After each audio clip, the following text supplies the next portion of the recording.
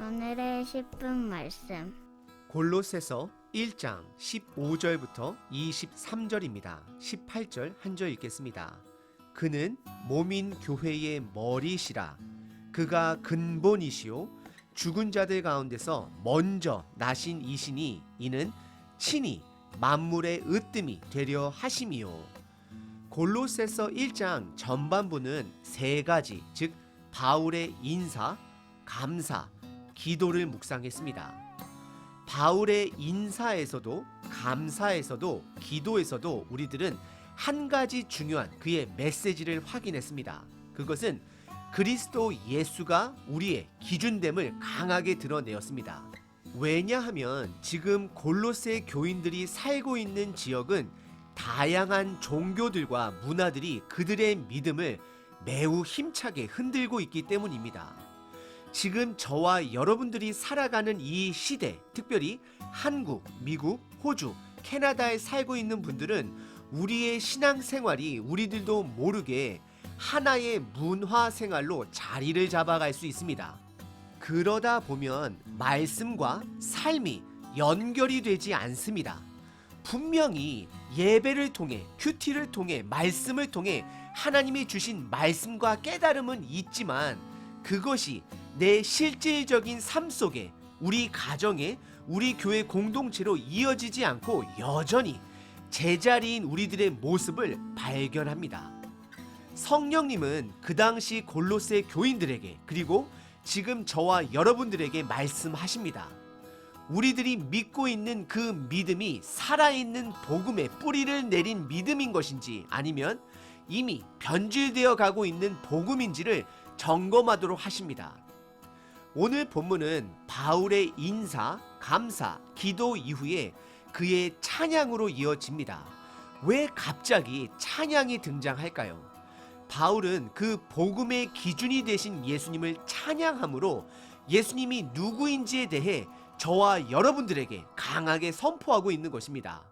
오늘 바울의 찬양을 통해 드러난 예수님이 저와 여러분들이 알고 있는 동일한 예수님인가를 점검해 보시길 바랍니다. 오늘 본문은 두 부분으로 나눌 수 있습니다. 첫 번째는 바울의 예수님 찬양 부분입니다. 그리고 두 번째는 그 예수님 앞에 마땅히 반응해야 하는 우리의 자세를 바울이 선포하고 있습니다. 첫 번째 부분은 15절서부터 20절까지 바울이 예수님의 하나님 되심을, 창조주 되심을 찬양합니다. 15절과 16절은 예수님은 창조 전부터 계신 분으로 묘사하고 있습니다. 15절과 16절입니다.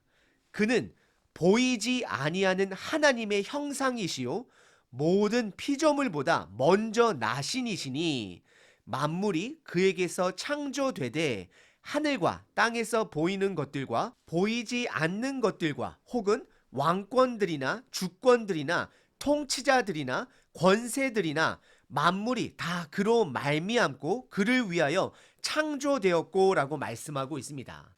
다시 세 가지로 정리해 보면 첫 번째 15절에 예수님은 우리들이 유일하게 눈으로 볼 수 있는 하나님이다 라고 말하고 있습니다. 예수님은 하나님의 형상임을 말하고 있습니다. 두 번째 15절에 모든 만물이 창조되기 전부터 예수님은 계셨던 분이다 라고 말하고 있습니다. 그리고 마지막 세 번째 16절에 모든 것은 예수님을 통해서 그리고 예수님을 위해서 창조되었다라고 말하고 있습니다. 그리고 17절과 18절은 예수님은 모든 만물의 뿌리가 근본이 되심을 선포하고 있습니다. 17절과 18절입니다.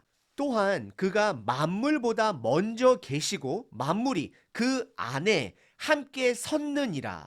그는 몸인 교회의 머리시라. 그가 근본이시요 죽은 자들 가운데서 먼저 나신이시니 이는 친히 만물의 으뜸이 되려 하심이요 라고 말씀하고 있습니다. 이것을 두 가지로 정리해 보면 첫 번째는 모든 만물이 예수님 안에 함께 서 있다라고 말을 합니다. 그리고 두 번째는 예수님은 교회의 머리이시고 근본이시다, 즉 뿌리가 된다라고 말씀하고 있습니다. 그리고 19절과 20절에서는 예수님을 통해 우리 모두가 새로운 창조물이 됨을 하나님께 찬양하고 있습니다. 19절과 20절입니다. 아버지께서는 모든 충만으로 예수 안에 거하게 하시고 그의 십자가의 피로 화평을 이루사 만물 곧 땅에 있는 것이나 하늘에 있는 것들이 그로 말미암아 자기와 화목하게 되기를 기뻐하심이라 라고 말씀하고 있습니다. 다시 두 가지로 정리해 보면 첫 번째는 19절에 하나님의 모든 충만이 예수님 안에 있고, 즉 하나님의 모든 뜻이 예수님을 통해 시작되었고 이루어졌다라는 것을 말하고 있습니다. 그리고 두 번째는 20절에 예수님을 통해 모든 만물이 화목하게 되었고, 즉 회복될 수 있다라고 말하고 있는 것입니다. 오늘 본문의 첫 번째 부분은 바울이 예수님의 온전한 하나님 되심을 찬양했습니다.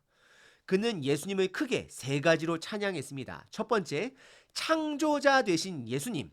두 번째, 모든 만물의 뿌리가 되신 예수님.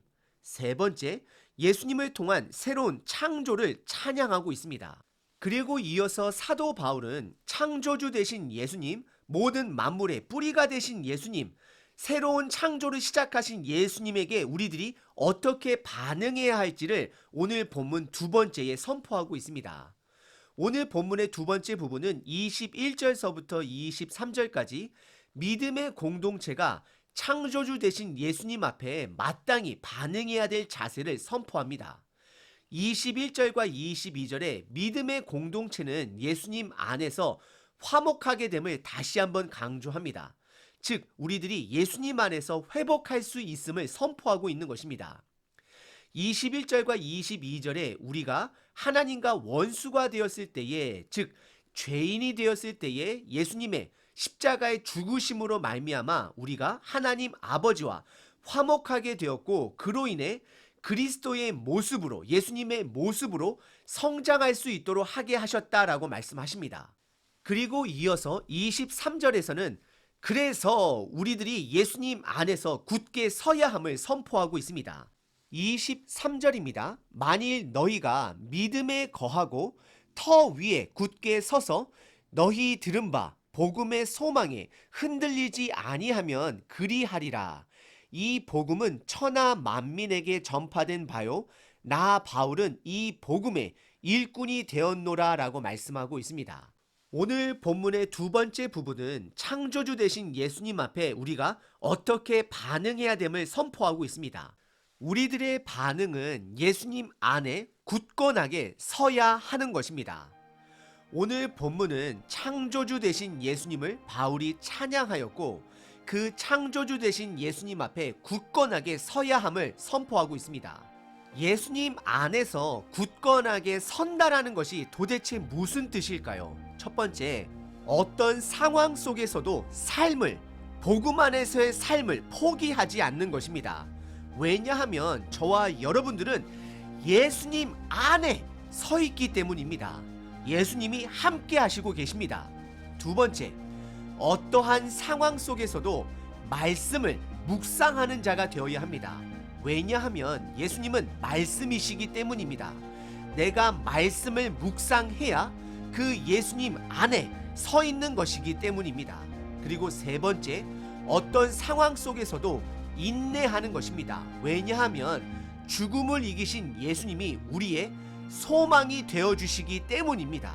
하나님의 때에 우리들은 예수님을 통하여 온전히 회복될 것입니다.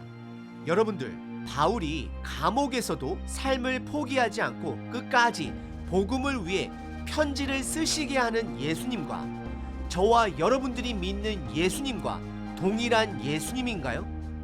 그럼 오늘 하루도 우리의 믿음의 여정을 포기하지 않고 최선을 다해 살아내시는 하루 되시길 바랍니다.